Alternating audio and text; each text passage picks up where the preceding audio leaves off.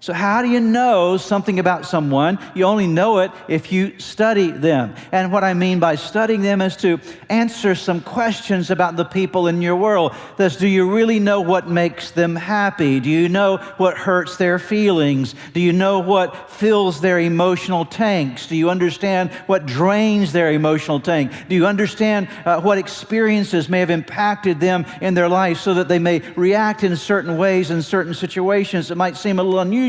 But you understand why, because you know where they came from.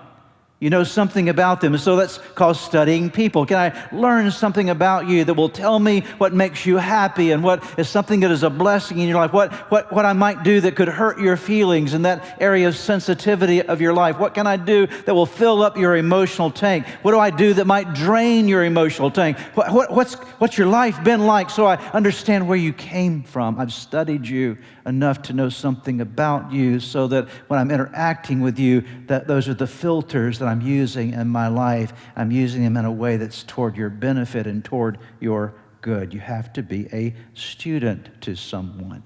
Now, how do you become a student of people? I'm going to give you 3 words. You may want to write these down somewhere. You have to watch. Very simple. You have to listen. And you have to then note.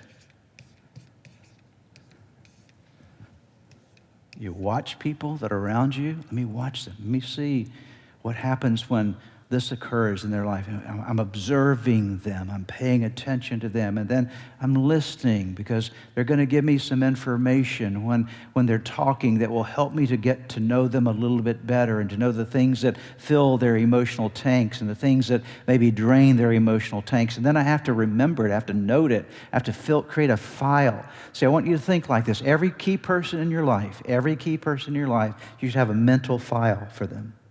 In that mental file, you say, okay, this is so-and-so. And in that file, this is what I've watched. This is what I've learned. This is what I've observed. This is what I know about this person based upon what I understand their emotional needs are. And so, I'm interacting with them.